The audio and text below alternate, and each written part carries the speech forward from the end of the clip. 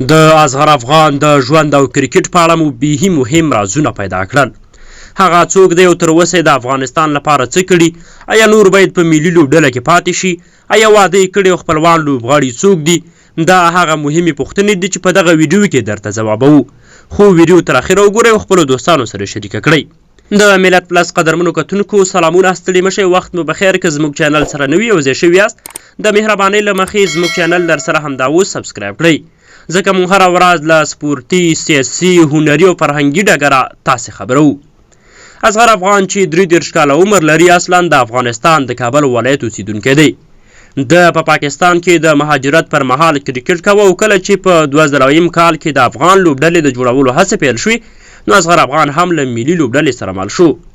هغه له هماغه وخته چې لوبډله جوړه شوه په کرکټ د افغانستان استازولي پیل کړه.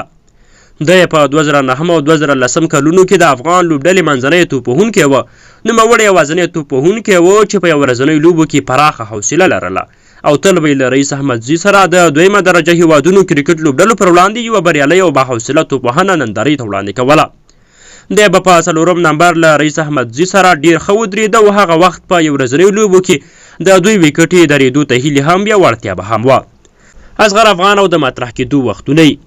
اصغر له لومړي سره د یو توپوهونکي په توګه لوبډله کې لوبېده، خو کله چې د 2010 نړیوال شلوري جام پر مهال د هندوستان خلاف په سپین توپ اچونکو شپږیزې وهلې نو ډېری افغانانو دا تصور کوو چې اصغر افغان یوازینی توپوهونکی دی چې سلو یا سپین توپ اچونکي ټکوي.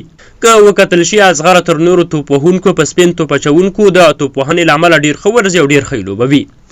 اصغر افغان په 2014 کال اسیا جام کې د بنګلادیش خلاف د 2 نوي منډو په جوړولو سره او له سمیع الله شنواري سره تر 150 زیاتو منډو ملګرتیا له امله خورا مشهور شو. اصغر افغان او شنواري بنګلادیشي توپ اچوونکي تر پوزې راوستل او د افغانستان هدف یې تر 250 منډو ورسوه. هغه وخت د مبصرینو په خوله د شنواري او اصغر افغان نوم زمزمه کېده. اصغر افغان او ټیسټ لوبې. د عربي متحده اماراتو پر وړاندې ټیسټ لوبه کې سلیزه وهله. د ایرلند خلاف یې 8 منډې وکړې. د بنګلادیش خلاف هم ښه وځلېده او د ویسټ انډیز خلاف لوبه کې هم ښه لوبه وکړه. په ټیسټ لوبو کې 2 ورونه هم ترسره کړي دي چې کومه ویکټ یې نه ده اخیستې. 4 ټیسټ لوبو کې ټوټل 245 منډې کړي دي. د اصغر افغان شل ورځې او یو ورځنۍ لوبې. هغه 950 شل ورځې لوبې کړي دي چې په دې لوبو کې 1050 منډې کړي دي، سلیزه نه لري او 350 یې وهلي دي او یوه لوبه کې لوړې منډې 2 دي. په شل ورځو لوبو کې یوازې 4 توپونه ترسره کړي او یوه ویکټ یې اخیستې ده. یو ورځنۍ لوبې او اصغر افغان. هغه 102 یو ورځنۍ لوبې کړي دي چې پکې 2008 منډې کړي، یوه سلیزه او 1150 یې وهلي دي، 101 لوړې منډې دي، 109 توپونه یې ترسره کړي او ویکټ یې هم اخیستې دي. یو ورځنۍ لوبو کې 24 کیچونه نیولي او شل ورځو لوبو کې بیا ټول 19 کیچونه نیولي دي. د یو ورځنۍ لوبو پیل یې په 2009 کال کې د سکاټلند خلاف وکړه او وروستۍ یو ورځنۍ لوبه یې د ویسټ انډیز خلاف 2019 کال په نومبر میاشت کې وکړه. همداشان د شل ورځو لوبو پیل یې په 2010 کال کې د ایرلند خلاف کړی او وروستۍ شل ورځو لوبه یې په 2020 کال کې د ایرلند خلاف کړې ده. اصغر افغان او لوبډله کې رول. کله چې په 2014 کال کې د اسیا یو ورځنی کرکټ جام پر مهال د بنګلادیش خلاف ښه وځلېده نو لوبه کې رول مطرح شو. کله چې 2014 کال کې محمد نبي ساخیل لوبډل مشر شو نو لوبډلې لوبې وبایللې او هم د محمد نبي په لوبه منفي اغېز پرېوت. محمد نبي ساخیل لوبډل مشري پرېښوده او اصغر افغان په تدریج سره لوبډله په لاس کې واخیسته او بریالی لوبډل مشري پیل کړه. هغه له 2015 څخه تر 2019 پورې لوبډل مشري وکړه، خو دویمه درجه هیوادونو خلاف لوبډل مشري دومره بریالی وه چې لوبډله یې د ښو لوبغاړو په مرسته په خپله لوبډل مشرۍ کې تر بشپړ غړیتوب لرونکي یا پول منبر ته ورسوله. زیمبابوې، ایرلند، سکاټلند، سریلانکا، ویسټ انډیز او بنګلادیش لوبډلې په شل ورځو لوبو کې تر شا پرېښودې او افغان لوبډلې تر 1 مقام خپل منزل راورسوه. په یو ورځنیو لوبو کې لوبډله په 10 مقام ودرېده او په ټیسټ لوبو کې اوس 9 مقام نمبر لوبډله ده. تر 2019 کال پورې اصغر افغان یو بریالی رول ادا کړ او لوبډل مشري فوق‌العاده وه. په 2019 کال کې کله چې لوبډلې د نړیوال جام لپاره چمتووالی نیوه نو په لوبډله کې له رهبریت نیولې تر لوبډل مشرۍ او لوبغاړو پورې بې ثباتي پیدا شوه چې لامل اصغر افغان او ځینو لوبغاړو د بور پخوانی مشر عزیز الله فضلي باله، خو عزیز الله فضلي بیا اصغر د لوبډلې قبضه کوونکی او انحصارونکی وباله. دې ستونزو اصغر له لوبډل مشرۍ لرې کړ او پر ځای ګلبدین نایب لوبډل مشر شو. دا داسې وخت و چې نړیوال 500 ورځ جام ته یوازې 2 میاشتې پاتې وې او لوبډله سویلي افریقا ته د نړیوال جام تیاري په موخه کیمپ ته تمریناتو ته روانه وه. شاوخوا 10 لوبغاړي سویلي افریقا ته ولاړل او هلته یې تمرینات پیل کړل، خو اصغر کابل کې پاتې شو. بالاخره له جوړجاړي وروسته اصغر هم افریقا ته ولاړ او لوبډلې سره مل شو. د کرکټ ملي لوبډله له تمریناتو وروسته انګلستان ته ولاړه او هلته د 2019 یو ورځنیو لوبو نړیوال کرکټ جام کې ګډون وکړ. په دې جام کې د افغان لوبډلې برم ډیر خراب کړ. 9 لوبې سر په سر یا په پرله پسې ډول افغان لوبډلې وبایللې او له 9 ماتو سره له نړیوال جام څخه تش لاس هیواد ته راستنه شوه.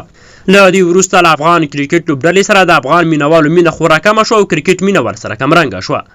له دغو جنجالونو وروسته کرکټ بورډ خپل مشر بدل کړ او فرحان یوسفزی چې اصلا د کرکټ لوبغاړی نه دی او سوداګر دی چې د کرکټ بورډ مشر وټاکل شو. انډي مولز د غوراوي کمیټې مشر، اجرایي مشر اسدالله خالد لرې کړل شو او لطف الله ستنکزی د لوبډلې اجرایي مشر شو. همداشان راشد خان د ټولو ډولونو لوبډل مشر شو، خو تقریبا په یوه میاشت کې له لوبډل مشرۍ لرې کړل شو. پر ځای یو ځل بیا اصغر افغان د ټولو ډولونو لوبو لوبډل مشر شو او راشد خان یې بیرته مرستیال شو. د اصغر په لوبډل مشرۍ کې بیا افغان لوبډلې لوبې نه دي کړي، خو هڅې روانې دي چې له قرنطین وروسته له زیمبابوې سره لوبې وکړي او که چیرته افغان لوبډله لوبې وګټي نو یو ځل بیا به خلک په دې اند شي چې ګواکې د اصغر په راتګ سره لوبډله بریالی شوه. خو اصل خبره د لوبغاړو د اخلاص او درستې لوبې کولو ده. اصغر افغان واده او اولادونه اوس په کابل کې اوسېږي، خپله پلرنۍ شتمني هم ښه ده او د کرکټ له طریقه د الف یا ا درجه ګریډ لوبغاړو ماشونه اخلي. رور کریم جنت نومیږي چې آلراونډر لوبغاړی دی. کریم جنت په شپږم پړاو شپږیزه لیګ کې له خپل مشر ورور اصغر افغان سره ولوبېد او په اوپننګ برخه کې توپوهنه خورا په زړه پورې وه. د ښې توپوهنې له امله لوبډله ډېره ښه پر مخ تلله او د کریم جنت ښې توپوهنې په افغان کریس ګل مشهور له دې امله مشهور کړ چې سر کې توره ټوټه تړله. بل ورور عمران جنت نومیږي چې امو نهنګانو لوبډلې سره شپږم پړاو شپږیزه لیګ کې په 2019 کال کې ولوبېد او یوه لوبه کې خورا په زړه پورې سریزه وهله. وراره وقار سلام خیل نومیږي چې لږ بریک چاینامین توپ اچوونکی دی. خپل اصغر افغان په شپږیزه لیګ کې د کابل بازانو لوبډلې لوبډل مشر دی او یو ځل یې د دغه لیګ اتلولي هم ګټلې ده. اصغر په اړه نورې څو کرښې. که څه هم ډېری کسان اصغر افغان اوس وخت کې د لوبې حقدار لوبغاړی نه بولي، خو زه وایم چې لا هم د اصغر افغان لوبولو ته د لوبډل مشرۍ د تجربې پر اساس د لوبېدو اړتیا شته. باید لوبډله کې وجود ولري چې پرې لوبډله راټولوي او لوبغاړي یې په اتفاق سره مخ ته ولاړ شي خو لوبه وکړي. که د 2020 اسیا شل ورځ کرکټ جام وشي او له هغې وروسته په اکتوبر میاشت کې شل ورځ نړیوال جام استرالیا کې وشي، نو اصغر به لوبډل مشر وي او 14 لوبډلو کې به یوه افغان لوبډله هم وي چې دا جام به د اصغر افغان تر لوبډل مشرۍ لاندې لوبوي.